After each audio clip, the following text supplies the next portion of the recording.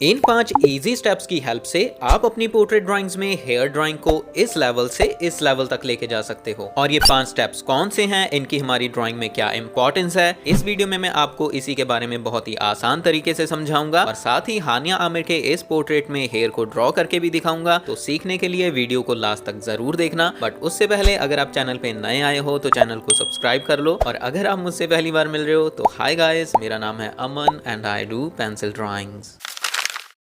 मैं अपने स्टूडेंट्स को एक बात हमेशा समझाता हूं कि जब तक आप किसी भी ऑब्जेक्ट को एक आर्टिस्ट की तरह देखना नहीं सीख पाओगे, तब तक आप उस ऑब्जेक्ट को एक आर्टिस्ट की तरह ड्रॉ भी नहीं कर पाओगे। तो हेयर ड्राइंग के लिए भी फर्स्ट स्टेप यही है कि हमें सबसे पहले रेफरेंस फोटो को अच्छे से ऑब्जर्व करना होगा, मतलब हेयर को एक आर्टिस्ट की तरह देखना होगा। अब बात करते हैं कि रेफरेंस फोटो में क्या क्या ऑब्जर्व करना है और कैसे ऑब्जर्व करना है। बहुत सारे बिगिनर्स हेयर को या तो इस तरह से बिल्कुल ही ब्लैक ड्रॉ कर देते हैं, जिनमें बिल्कुल ही टेक्सचर या फिर डिटेल्स नजर नहीं आती, या फिर इस तरह से एक एक हेयर को दिखाने की कोशिश करते हैं जिसमें हेयर रियलिस्टिक तो नजर नहीं आते बल्कि नूडल्स की तरह नजर आते हैं। और इसका रीजन यही होता है कि वो रेफरेंस फोटो को सही तरीके से समझ ही नहीं पाते। तो सबसे पहली चीज जो आपको देखनी है वो है हेयर के गुच्छे। आपको एक एक हेयर को देखने की कोशिश नहीं करनी है, आपको इस तरह से हेयर को अलग अलग गुच्छों में देखने की कोशिश करनी है और उनकी शेप्स को अपने दिमाग में इमेजिन करना है। इसी में आपको हेयर के फ्लो की डायरेक्शन का भी पता चलेगा कि हेयर के कौन से गुच्छे में हेयर की डायरेक्शन किस तरफ है, हेयर का फ्लो किस तरफ है। और इन्हीं डायरेक्शंस की हेल्प से आप बाद में शेडिंग और ब्लेंडिंग कर सकते हो, मतलब पेंसिल्स के स्ट्रोक्स और ब्लेंडिंग के लिए ब्रश के स्ट्रोक्स को आपको इन्हीं डायरेक्शन में लगाना होगा। इसके अलावा आपको हेयर में ऑब्जर्व करना है लाइट और शैडोज को, कि लाइट सोर्स किस तरफ है और उसकी वजह से हेयर में किस तरफ लाइट और शैडोज क्रिएट हो रही हैं। जैसे कि अगर आप इस फोटो में देखो तो आई थिंक लाइट सोर्स इस तरफ है और उसकी वजह से इस तरफ लाइट ज्यादा है और हेयर लाइट नजर आ रहे हैं, और इस तरफ लाइट कम है तो शैडोज की वजह से हेयर डार्क नजर आ रहे हैं। तो हम शेडिंग भी इसी हिसाब से करेंगे, इस तरफ डार्क और इस तरफ लाइट। बट बालों के गुच्छों के बीच में जो गैप्स हैं वहां पे शैडोज की वजह से जो डार्क वैल्यूज हैं वो दोनों ही तरफ सेम हैं, तो हम उनको दोनों तरफ इक्वली डार्क बनाएंगे। उसके बाद बारी आती है आउटलाइंस की। आउटलाइंस पूरी ड्राइंग का बेस होती हैं, तो अगर आप अपनी ड्राइंग को रियलिस्टिक बनाना चाहते हो तो आपके लिए आउटलाइंस को सही से ड्रॉ करना बहुत ही ज्यादा जरूरी है। तो जैसे मैंने आपको फर्स्ट स्टेप में समझाया कि आपको हेयर के गुच्छों की शेप्स को अपने दिमाग में रखना है, वैसे ही आउटलाइंस को ड्रॉ करते टाइम भी आपको हेयर के गुच्छों की जो शेप्स हैं उनको ही ड्रॉ करना है। आपको एक एक हेयर को ड्रॉ करने की कोशिश बिल्कुल भी नहीं करनी है। जैसी शेप्स को आपने रेफरेंस फोटो में ऑब्जर्व किया है वैसे ही शेप्स को आपको आउटलाइन में ड्रॉ कर लेना है। और आउटलाइंस को आपको बहुत ही हल्का ड्रॉ करना है ताकि शेडिंग के बाद ये बिल्कुल भी नजर ना आए। और आउटलाइंस को अगर आप ग्रिड मेथड के साथ आसानी से ड्रॉ करना सीखना चाहते हो तो आप मेरी इस वाली वीडियो को देख सकते हो, इसका लिंक भी आपको डिस्क्रिप्शन में मिल जाएगा। आउटलाइंस के बाद नेक्स्ट स्टेप होता है शेडिंग, और इसमें भी बहुत सारे बिगिनर्स गलती करते हैं। बहुत सारे बिगिनर्स इस तरह से एक एक हेयर को दिखाने की कोशिश करते हैं, जबकि रियल लाइफ में या फिर फोटोज में हमारी आंखें एक एक हेयर को इस तरह से लाइंस की तरह नहीं देख पाती, हमारी आंखों को हेयर के गुच्छे नजर आते हैं। पर जब इस तरह से हमारे दोस्त एक एक हेयर को दिखाने की कोशिश करते हैं तो इनकी ड्रॉइंग काफी ज्यादा अनरियलिस्टिक और अननेचुरल नजर आने लगती है। और बहुत सारे बिगिनर्स हेयर को बिल्कुल ही ब्लैक बना देते हैं, मतलब हर जगह पे इक्वली डार्क वैल्यूज को ऐड कर देते हैं, और इस वजह से उनके हेयर बहुत ही ज्यादा फ्लैट और अनरियलिस्टिक नजर आते हैं, बिकॉज उनमें डेप्थ और वॉल्यूम होती ही नहीं है। और किसी भी ऑब्जेक्ट को 3D और रियलिस्टिक दिखाने के लिए उसमें डेप्थ को दिखाना बहुत ही ज्यादा जरूरी होता है। और डेप्थ को हम दिखाते हैं लाइट और शैडोज की हेल्प से। लाइट वाले पार्ट्स आगे की तरफ उभरे हुए दिखाई देते हैं और डार्क शैडोज वाले पार्ट पीछे की तरफ दबे हुए नजर आते हैं। तो फ्लैट हेयर में भी इस चीज को फिक्स करने के लिए आपको हेयर में लाइट और शैडोज को दिखाना होगा, जैसे कि हमने फर्स्ट स्टेप में रेफरेंस फोटो में ऑब्जर्व किया था कि कहां पे शैडोज हैं और कहां पे लाइट है। और उसी के अकॉर्डिंग जहां पे हेयर में डार्क शैडोज होंगी वहां पे हम डार्क वैल्यूज को ऐड करेंगे, और जहां पे लाइट होगी वहां पे हम लाइट वैल्यूज को ऐड करेंगे, और जो इनके बीच वाले पार्ट्स होंगे वहां पे हम मिड टोन्स या फिर मिड वैल्यूज को ऐड करेंगे।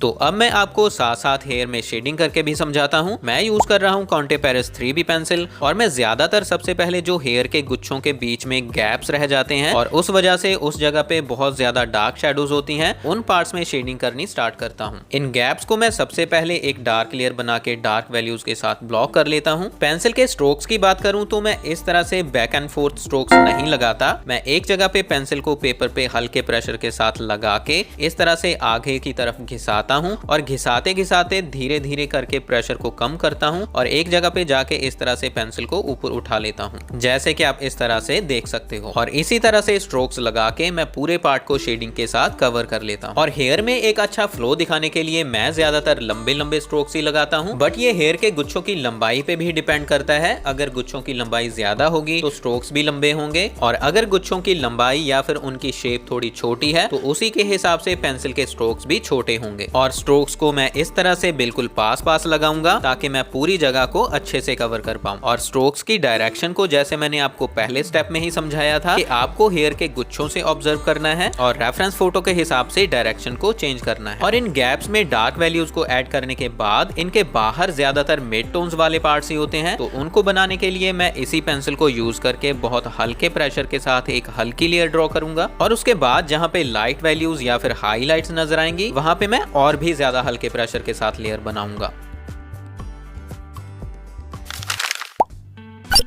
शेडिंग करके लेयर्स बनाने के बाद नेक्स्ट स्टेप होता है ब्लेंडिंग। और इस स्टेप पे भी बहुत सारे बिगिनर्स गलती करते हैं। बहुत सारे बिगिनर्स बहुत ज्यादा प्रेशर के साथ ब्लेंड कर देते हैं, जिस वजह से हेयर ड्राइंग में जो टेक्सचर होना चाहिए वो खत्म हो जाता है और ड्राइंग बहुत ही फ्लैट नजर आने लगती है। तो इसीलिए हेयर ड्राइंग को रियलिस्टिक दिखाने के लिए उसमें एक टेक्सचर का होना बहुत जरूरी है। और टेक्सचर को ड्रॉ करने के लिए हमें बालों के गुच्छों में इस तरह से थोड़े बहुत लाइट और डार्क स्ट्रोक्स को दिखाना है, मतलब इनको विजिबल रखना है, बहुत ज्यादा ब्लेंड करके इनको खत्म नहीं करना है। हालांकि हमें इस तरह से एक एक हेयर को दिखाने की कोशिश भी नहीं करनी है, हमें जस्ट इस तरह से थोड़ी बहुत लाइंस को दिखाना है ताकि एक इल्यूजन क्रिएट हो सके कि इन गुच्छों में बहुत सारे हेयर हैं। और अब मैं आपको हेयर के इस पार्ट में ब्लेंडिंग करके दिखाता हूँ। ब्लेंडिंग के लिए मैं यूज कर रहा हूँ फिल्बर्ट ब्रश 2 नंबर। ब्रश मैं इसीलिए यूज कर रहा हूँ बिकॉज इससे हेयर में एक फ्लो दिखाने में हेल्प मिलती है। और मैं ज्यादातर हेयर के स्टार्टिंग पॉइंट से ब्लेंडिंग करनी स्टार्ट करता हूँ। ब्रश को भी मैं उसी डायरेक्शन में यूज करता हूँ जिस डायरेक्शन में मैंने शेडिंग की हुई है। हेयर के स्टार्टिंग पॉइंट्स को मैं इस तरह से स्किन के साथ आराम से ब्लेंड करता हूँ। यहाँ मैं इस तरह से हेयर को एक जगह पे ही हार्ड एजेस बना के खत्म नहीं करूंगा, मैं यहाँ पे सॉफ्ट एजेस बना के थोड़ी शैडोज को दिखाऊंगा और उसके बाद किसी लाइट ग्रेड की पेंसिल के साथ फिर यहाँ पे हल्के हल्के हेयर ड्रॉ करूंगा ताकि ये और भी ज्यादा रियलिस्टिक लगे। अगर हम हेयर्स को इस तरह से हार्ड एजेस बना के एक लाइन में ही खत्म कर देते हैं तो ये फेस से काफी अलग नजर आते हैं, जैसे कि कोई विग रखी हो। तो आपको ऐसा बिल्कुल भी नहीं करना है। इसके बाद मैं पहले डार्केस्ट शैडोज वाले पार्ट्स में ब्लेंडिंग कर लूंगा और फिर बाकी के पार्ट्स में भी इसी तरह से हल्के प्रेशर के साथ ब्लेंडिंग कर लूंगा। और जैसे कि मैंने आपको पहले ही समझाया कि ब्लेंड भी हमें बहुत ही हल्के प्रेशर के साथ करना है। जहां पे हमने लाइट लेयर्स बनाई हैं उनको हमें लाइट ही रहने देना है और जहां पे हमने डार्क लेयर्स बनाई हैं उनको हमें डार्क ही रहने देना है। हर जगह को हद से ज्यादा ब्लेंड करके एक जैसा बिल्कुल नहीं बनाना।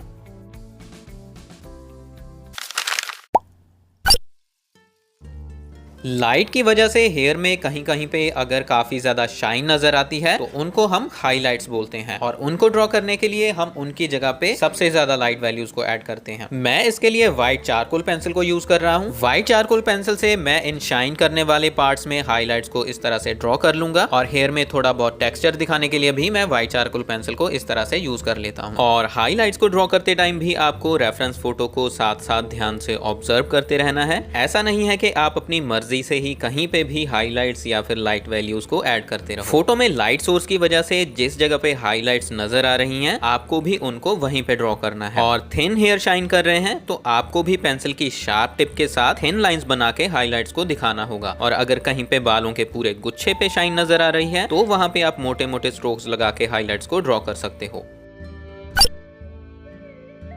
और फिनिशिंग टचेस के लिए मैं हेयर के गुच्छों में से जो रैंडम हेयर इधर उधर बाहर निकले होते हैं उनको किसी लाइट ग्रेड की पेंसिल को अच्छे से शार्प करके उसकी शार्प टिप की हेल्प से इस तरह से ड्रॉ कर लेता हूँ। और इनको मैं बहुत ही ज्यादा हल्के प्रेशर के साथ ड्रॉ करता हूँ और इनको भी मैं रेफरेंस फोटो को ऑब्जर्व करके ही ड्रॉ करूंगा। फोटो में जहां जहां पे जिस जिस डायरेक्शन में ये हेयर होंगे मैं भी वैसे ही इनको ड्रॉ करूंगा। अपनी मर्जी से ही कहीं पे भी मैं इन हेयर को ड्रॉ नहीं करूंगा। और इसके बाद सेम स्टेप्स को फॉलो करके मैं इस तरफ भी हेयर के पार्ट को कंप्लीट कर लूंगा। बस मैं ये ध्यान रखूंगा कि जैसे मैंने रेफरेंस फोटो में ऑब्जर्व किया था कि इस तरफ दूसरी तरफ के कंपैरिजन में ज्यादा हाइलाइट्स हैं, तो मैं भी इस साइड दूसरी साइड के मुकाबले लाइट शेडिंग करूंगा, मतलब हल्की लेयर्स बना के और व्हाइट चारकोल पेंसिल को यूज करके लाइट वैल्यूज को ऐड करूंगा। यहाँ पे मैं टाइम लैप्स वीडियो के साथ आपको जल्दी जल्दी से ये प्रोसेस दिखा रहा हूँ, बट अगर आप इस प्रोसेस को रियल टाइम में देखना चाहते हो तो आप कमेंट करके मुझे बता सकते हो। मैं इसकी रियल टाइम वीडियो को अलग से अपलोड कर दूंगा। तो फिलहाल अभी मैं इसको कंप्लीट करता हूँ और कंप्लीट करने के बाद आपसे मिलता हूँ।